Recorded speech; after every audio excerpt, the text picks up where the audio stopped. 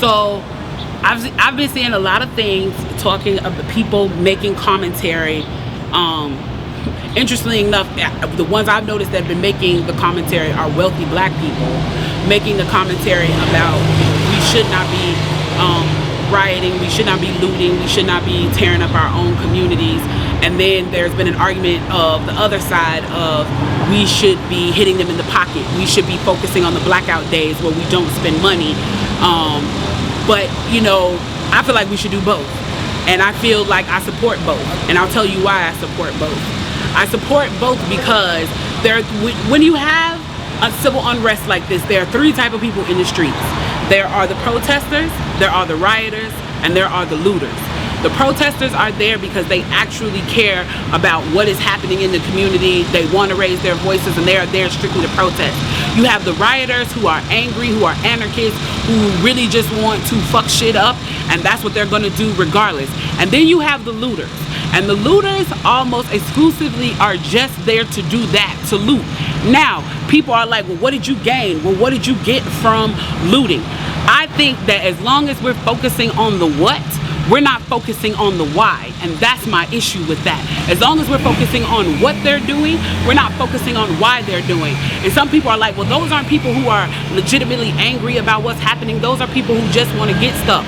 Okay, well then, let's go with that. Let's say that's what it is. Let's ask ourselves why in this country in 2020, the financial gap between poor blacks and the rest of the world is at such a distance that people feel like their only hope and only opportunity to get some of the things that we flaunt and flash in front of them all the time is to walk through a broken glass window and get it. That they are so hopeless that getting that necklace, getting that TV, getting that change, getting that bed, getting that phone, whatever it is that they're gonna get, is that in that moment when the riots happen and if they present an opportunity of looting, that's their only opportunity to get it. We need to be questioning that why. Why are people that poor? Why are people that broke? Why are people that food insecure, that clothing insecure, that they feel like their only shot, that they are shooting their shot by walking through a broken glass window to get what they need?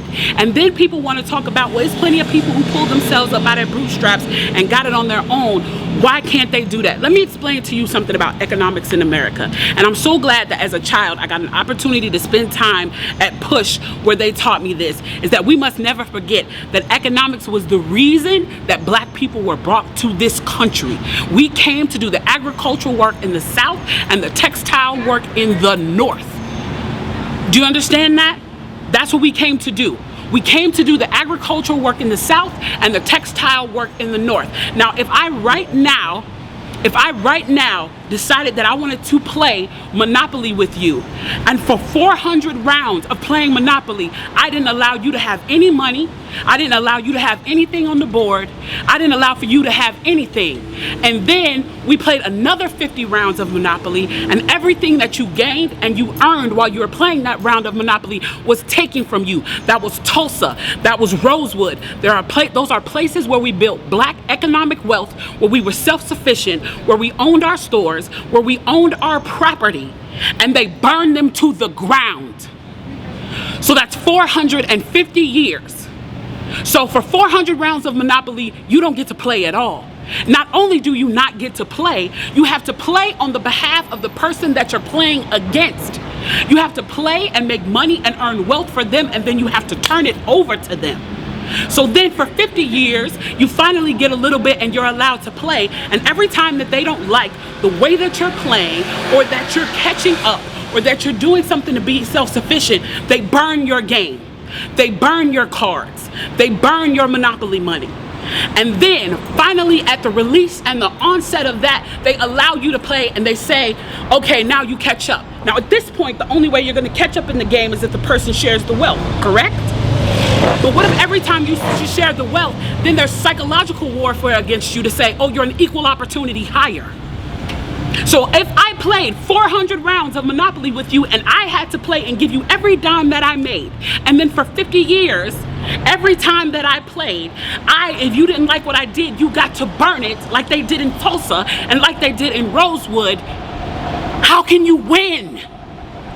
How can you win? You can't win. The game is fixed. So when they say, why do you burn down the community? Why do you burn down your own neighborhood? It's not ours. We don't own anything. We don't own anything. Trevor Noah said it so beautifully last night. There's a social contract that we all have, that if you steal or if I steal, then the person who is the authority comes in and they fix the situation. But the person who fixes the situation is killing us. So the social contract is broken. And if the social contract is broken, why the fuck do I give a shit about burning the fucking Football Hall of Fame, about burning a fucking Target? You broke the contract when you killed us in the streets and didn't give a fuck. You broke the contract when for 400 years we played your game and built your wealth. You broke the contract when we built our wealth again on our own, by our bootstraps in Tulsa, and you dropped bombs on us.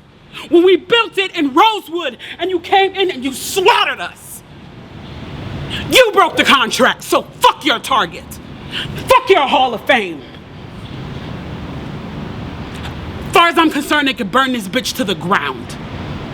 And it still wouldn't be enough. And they are lucky that what black people are looking for is equality and not revenge.